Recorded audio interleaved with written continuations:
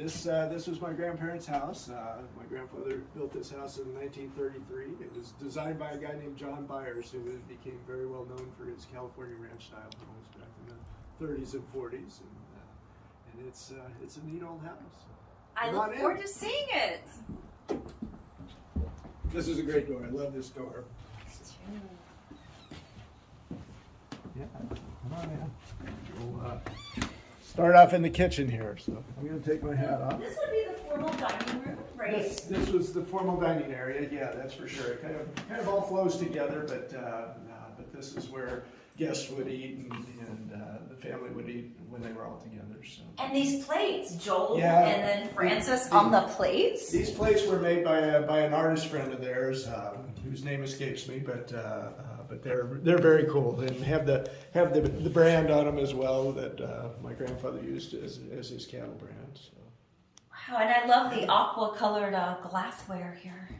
I've tried to kind of put things back to as if you walked in that you might be having dinner tonight. So yeah, so those are all things that were here. The great thing about this house and all the furnishings that you will see in it, everything is original to the house. It all belonged to my grandparents, so we have not had to recreate anything.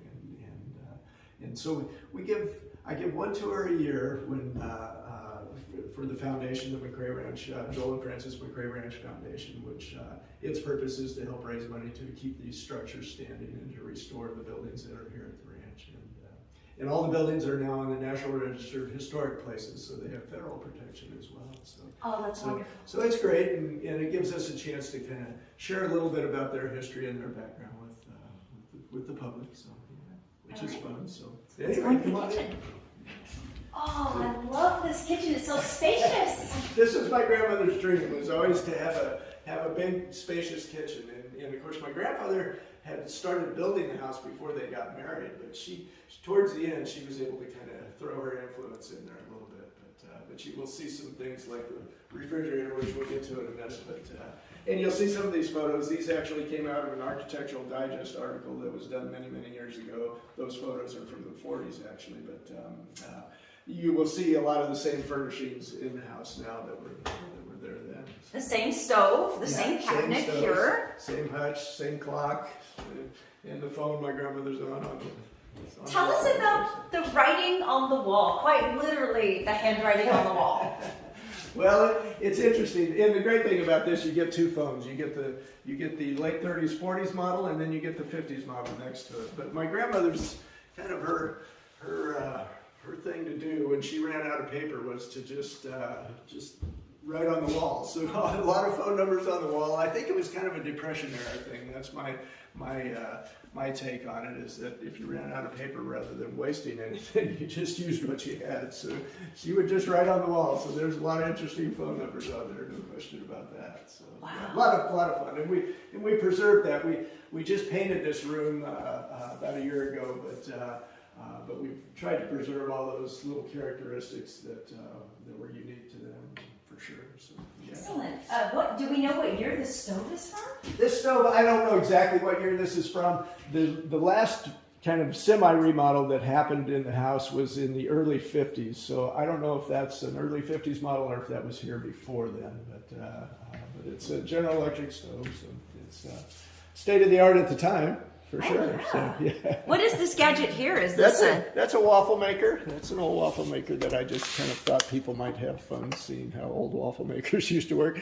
Rather than the Eggos that you stick in the toaster. Oh yeah, and these are her cookbooks. These are her cookbooks. Yeah, and some of her little teapots and little decorations around. So,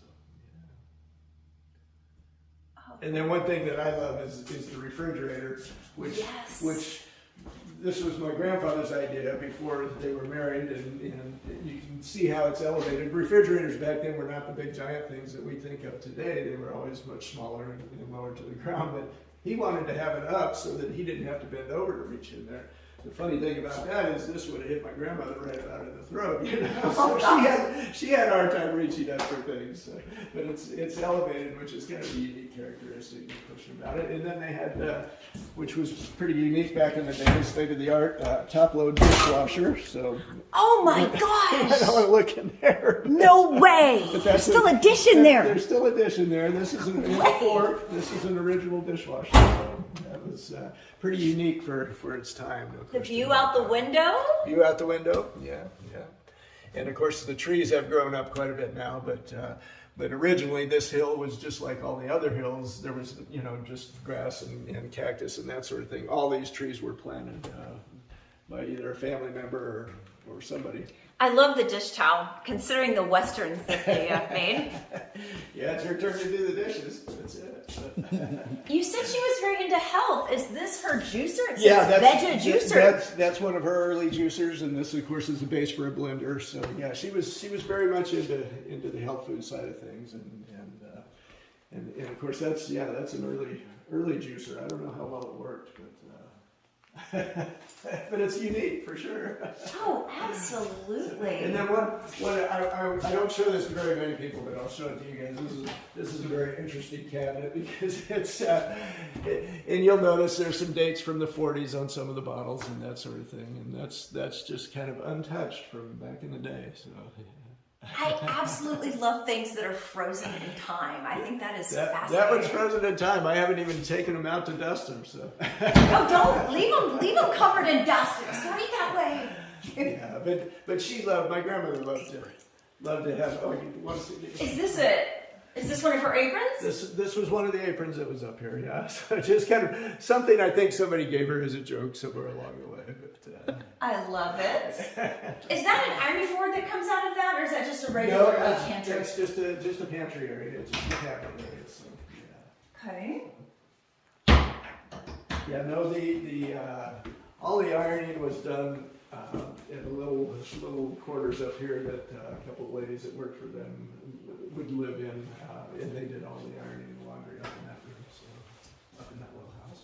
Wow, now that thing right there, as someone whose smoke alarm goes off a lot when they cook, ventilation always a concern for me. It looks like you have high ceilings with beams, and this looks like a fan or ventilator of some sort, right? It was an early ventilation system in case you had smoke if you were cooking in here or whatever the case might be. If you were barbecuing on the stove or anything, that would just like an exhaust fan is basically what it is. So yeah.